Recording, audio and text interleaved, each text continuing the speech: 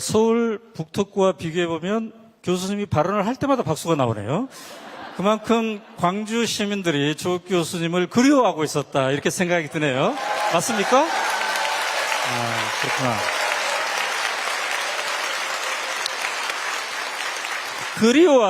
그리워하다. 참 예쁜 말이죠. 네.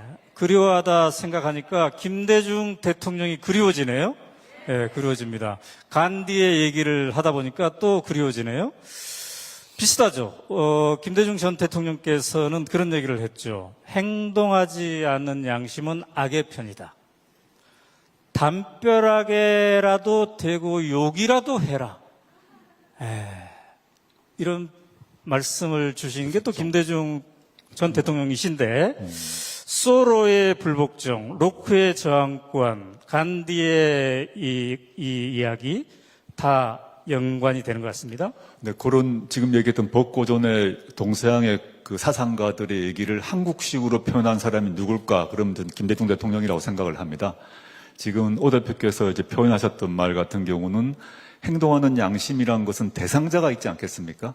그럼 김대중 대통령이 살아오셨던 그 과정, 목숨을 걸고 싸워왔던 과정에서 김대중 대통령 개인은 물론이고 당시 국민들을 억압했던 그 권위주의 체제, 독재 체제가 있었기 때문에 김대중 대통령은 어떤 경우는 불복종으로, 어떤 경우는 저항을 통해서 문제를 해결하려고 하셨던 것이고요. 그 다음에 오 대표께서 소개했던 김대중 대통령의 두 번째 말, 담벼락에 대고 욕이라도 해라, 이런 말씀을 어떻게 보면 정치적 유언으로 남기셨는데, 이제 행동하는 양심은 좀 더 우리가 적극적인 거 아닙니까? 뭔가 움직여야 될 것 같고, 뭔가 위험을 감수하고 뛰어드는 이런 느낌이 있다면, 내가 만약에 그런 용기가 없다, 불안하다, 걱정이면 담벼락에 대고 욕을 한다는 얘기는 뭐냐면 주변 사람이 없다는 것입니다.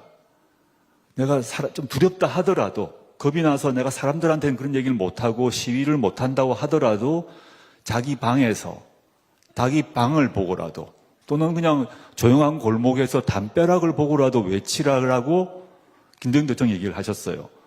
이 말은 그런 마음을 잊지 말라는 것이겠죠. 가서 뭐 독백을 하라라고는 건 아니지 않겠습니까? 네. 그 마음을 잊지 말고 가지다 보면 점점점 담벼락에 대고 욕을 하는 사람이 늘어날 것이고, 그러다 보면 저쪽 담벼락에도 소리가 들리고 건너편 담벼락에도 들리고 이게 점점 모일 것이다 라는 김대중 대통령의 아마 예언이 아닐까 저는 생각합니다. 네.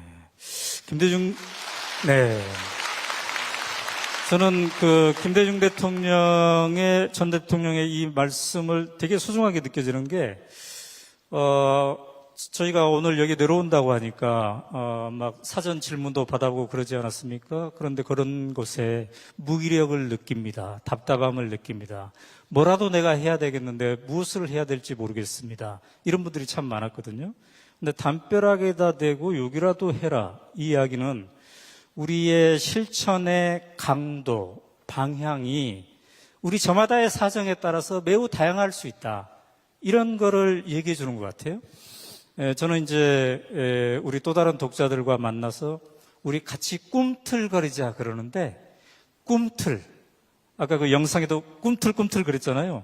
근데 꿈틀이 가장 크게 되면 활개치는 것이고 가장 조그맣게 되면 꼼지락 되는 겁니다. 여러분, 꼼지락 될 수는 있죠? 용산 앞에 가가지고 막 플래카드 들고 시위하진 못해도 꼼지락 되면서 카톡 날 수는 있지 않습니까? 담벼락에다 대고 욕이라도 해라, 이 얘기가. 근데 그 카톡 날릴 때 조국의 법고전 산책이 좋다더라. 꼭 한번 읽어봐라. 이거 포함시키시기 바랍니다. 근데 김대중 대통령은 참 대단한 게, 저도 인터뷰를 많이 해봤습니다만, 이러한 어찌 보면 우리 누구나 알아들을 수 있는 그 얘기를 하는데, 그 기저에 우리가 읽었던 이 사상가 못지않은 논리적 바탕을 또 갖고 계세요. 물론이죠. 저는 김대중 대통령의 박식함에 대해서는 많이 알고 계실 건데, 실제 이분이 대학교를 나오지 않았다라고 비하하는 사람도 있습니다만, 실제 그분의 발언이나 저서를 보게 되면 그 독학한 깊이가 엄청나거든요. 아까 행동하는 양심이라거나 담벼락에 욕이라도 해라라는 그 뿌리에는 지금 제가 책에서 소개했던 소로의 시민불복종, 간디의 시민불복종 그게 깔려 있고요. 그 제가 아는 한 대통령께 김대중 대통령께서 그 두 분의 책을 읽은 것으로 알고 있습니다. 아, 그렇군요.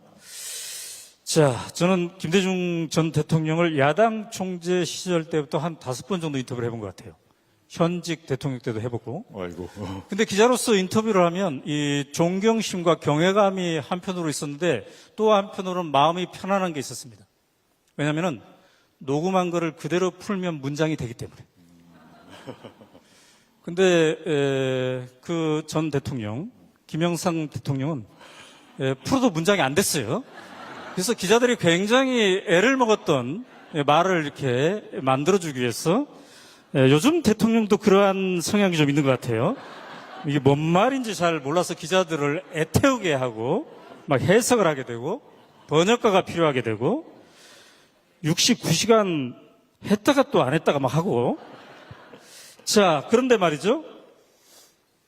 이러한 시민 불복종, 로크, 소로, 간디, 김대중. 근데 또 그 후에 또 우리들이 있었어요, 우리들이. 사실 우리가 먼 역사를 찾기 전에 교수님께서 419쪽에 뭐를 써놨냐면은 우리가 지난 2000년에 총선 시민연대라고 여러분 아세요? 거기서 낙선운동을 했습니다. 근데 그게 당시에는 불법이었어요. 국회의원들 재산 공개하라, 병역 의무했나 안 했나 공개하라, 이런 거, 경력 공개하라. 이게 참여연대가 공개를 했는데 이게 불법이었단 말이죠. 그죠? 그러니까 지금 보면 너무 당연한 건데 지금 우리 보면 이제 우리의 대표자를 뽑을 때 그 사람이 예를 들어서 뭐 성폭력 전과가 있는지를 다 볼 수 있지 않습니까? 요구할 수도 있고. 근데 그때는 그거를 공개하는 게 불법이었습니다. 그래서 시민단체에서 A라는 후보는 성폭력 전과가 있다라고 공개를 했어요. 그 사람들은 당시 그 행위가 불법이어서 다 처벌받았습니다.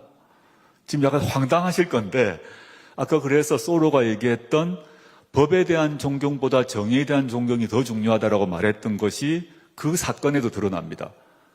통상의 시민의 정의 감정에 봤을 때 내가 대표자를 뽑을 때 이 사람의 재산이 얼마이고 경력이 어떠하고 전과가 있는지는 봐야지 내가 뽑을 수 있다라고 생각하고 따라서 그 사람의 그런 각종 뒷배경들을 공개를 해야 된다고 생각하는데 그때는 처벌을 다 했어요. 그 처벌을 다 받았습니다. 이게 이제 최근에 예를 들자면 그런 예가 있었다라는 것을 기억해 주시면 좋을 것 같습니다. 네. 그래서 우리 교수님께서 법고전 산책이라는 이 책을 통해서 옛날에 사상가들이 어떤 얘기를 했고 근데 거기에서 그치지 않고 그것이 우리 세대에게 어떤 연관성이 있는가 또 우리는 어떤 실천을 해야 될 것인가 이 구슬을 잘 꿰준다는 점에서 저는 굉장히 좋았던 것 같고요.